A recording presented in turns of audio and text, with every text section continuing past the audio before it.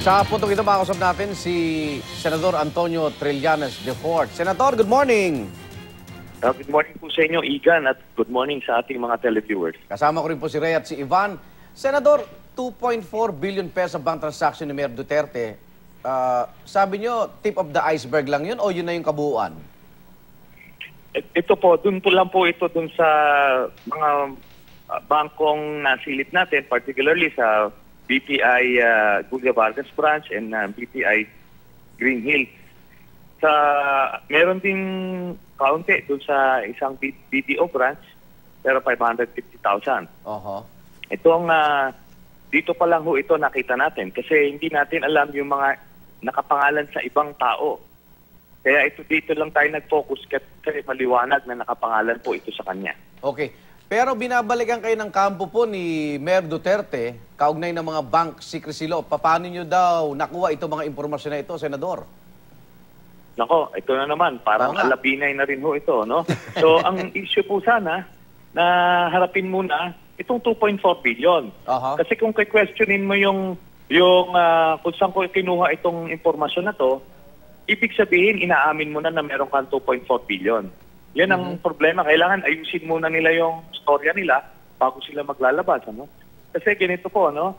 Ang issue dito, nung una sinasabi niya, fabricated. Hindi totoo. Kung fabricated, hindi niyo mo kailangan problemahin kung saan ko kinuha yung impormasyon. Ba? Pero ito na nga, biglang kumambi siya kasi may nag-deposit at na-confirm yung existence ng accounts, kaya na-obliga siyang umamin.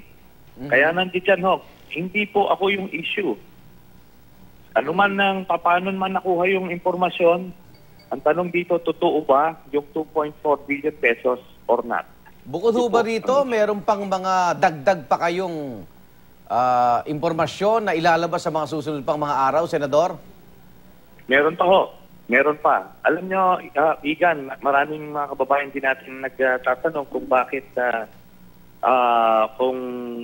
ngayon lang po ito impormasyon. Alam nyo, sana nga mas nakuha po itong impormasyon na mas maaga at mas maaga ko nailabas. Kaso last week lang po ito naibigay sa akin, kaya ngayon lang po natin ilalabas. Si Reho, may dagdag na tanong, Senador. Senator Trillanes, of course, inamin na po ni Mayor Duterte na meron nga siyang BPI account. Pero ang sinasabi niya, 200,000 lamang daw po ang laman nun.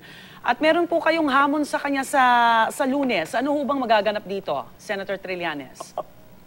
Nagbigay po ako sa kanya ng hamon. Once and for all, para malaman natin kung totoo pong may 2.4 billion pesos siya o wala. Andito po, no? May gumawa ako ng waiver na kung pipirmahan niya at makikita po natin yung transaction history ng mga accounts at mali po yung allegation ko na hindi po 2.4 billion yan, magre-resign po ako sa Senado at kasabay na yung pag-withdraw ko sa BP race. So yan po yung aking hamon sa kanya. Para makita lang, once and for all, I stand by my information. Totoo po yan. Pero pakita natin sa taong bayan kasi this is an issue of transparency, honesty, and trustworthiness of leaders of the country. So, yan po ang hamon.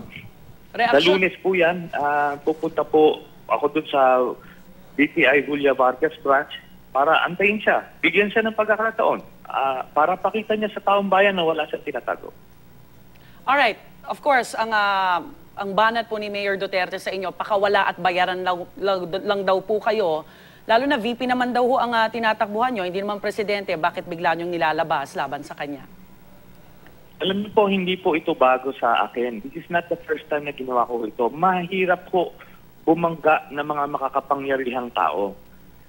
Alam niyo, ganito yan ang pattern na nakikita ko. Sa una, sa pungat, matatapang, talagang bigbirahin ka, insulturin ka. Pero pagka natumbok mo, biglang kung ano-anong mga itatapon sa'yo para ma-divert yung issue.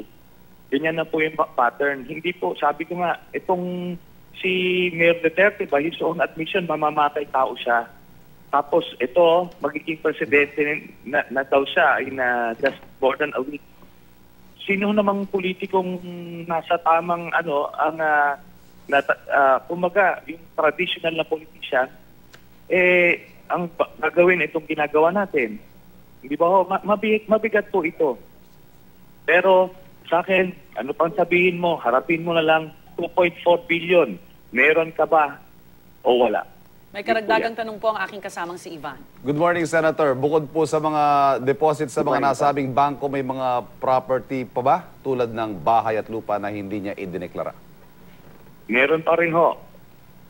Kaya yan po ang pinakaalap po natin, binabalidate po natin at lahat ng kailangan nating gawin bago natin i-present na ginagawa po namin. At paspasan na po itong research at investigation na ginagawa namin. Karagdagang reaction po, ano? I will be paraphrasing, Senator. Ang sabi po ni Mayor Duterte, pa-revolt ka pa raw sa gobyerno tapos susuko ka rin pala.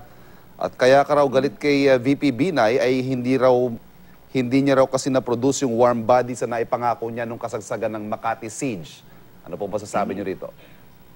Well, unang-una yung sa 2003, si Igan, andun yan siya, yun, hindi bunga yan ng negotiation. Kasi pumunta kami ron, hindi para ilabas yung aming hinaing, hindi para makipagpatayan dun sa kapwa namin sundalo. So, nung nagawa na yon, nagkaroon ng negotiation, sila yung nag-reach out. Ang sa amin, inarap namin yung consequences of our actions. Yung 2007, sa Manila Pen, in-overrun po kami. Ano magagawa mo? Walang pwersa hindi dumating yung isang inaasahan namin. So, na-overrun po kami ng overwhelming government forces. Pero, ganun pa man, hinarap namin yung sitwasyon, yung ginawa namin. Okay.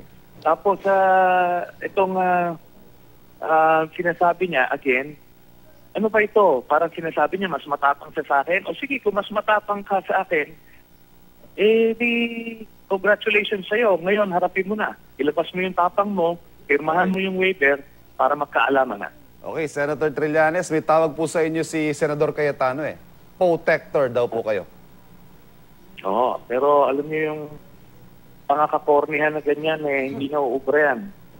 Sabi ko nga, kung ayaw niyang isunod siya, siguro kapit dito na nakatutok tayo lahat dito. Lahat ng attention dapat nandito kay Mayor Duterte. Tanungin natin kung meron siyang 2.4 billion pesos o wala. At malalaman natin yan pag pinirmahan niya yung waiver ng Bank City Law, hindi pwede yung account balance Kasi account balance yung huling balance lang. Madali po yan. Madali mag-withdraw at transfer. Okay, balikan po natin yung mga sinasabing property ni Mayor Duterte. May detalya na po ba kayo nito? Senator, can you tell us what this is? Hindi ko po pwedeng ma-preempt. Kaya pag paumanhin nyo na, kailangan kasi natin munang ma-validate. Hindi pwedeng ilalabas ng hindi pa namin nako-confirm at nag-verify. Okay, hint na lang po. Dito ba sa bansa o sa ibang bansa? Dito pa lang, within the country. Okay, Senador, si Igan to. At yung source mo, kasi ang pinagbibintangan, administrasyon o kaya kampo ni Grace po. So, nung nakuha mo itong impormasyon nito, siyempre, binerify mo rin, Senador. Yung yung pagkuha ng Hindi, informasyon. kasi di ba ang pinagbibintangan source mo raw mismong administrasyon at itong kampo ni Grace po. So, yung source mo, walang halong politika to, Senador. Wala ho to. Bayan ho pinag-uusapan natin dito. Kasi, tignan nyo, hinahabol natin ipakilala. Ako ang intensyon ko rito, mahabol ipakilala itong si Mayor Duterte na nagpapanggap the past 90 days sa kampanya. Nililil lang ho yung mga kababayan natin. Kasi magkagawa sila importanteng decisions itong May 9. 6 years po hawak. Ngayon hindi nila alam na ganito pala. Sa akin, hinahabol ko lang, pinapakilala ko lang. Kaya nga, it's up to them. Pero ito ho, basis for an impeachment complaint ito. Sinasabi ko, pagka hindi niya hiharap itong issue na ito, well, haharapin pa rin niya ito. Pagka siya na nakapwesto. So, hindi ako mawawala sa buhay niya. Mawawala lang ako pag na-prove niya na mali ako at yun, ora mismo magre-resign ako from the Senate. Maraming salamat, Senador Antonio Trillanes IV. At abangin niyo po, sinusubukan po natin makakuha ng live si Mayor Duterte o maging ang kanyang anak na si Sara o kahit tagapagsalita nila tungkol sa pinabagong ulat na ito ng Philippine Daily Inquirer at mga sinabi rin ngayong umaga ni Senador Trillanes.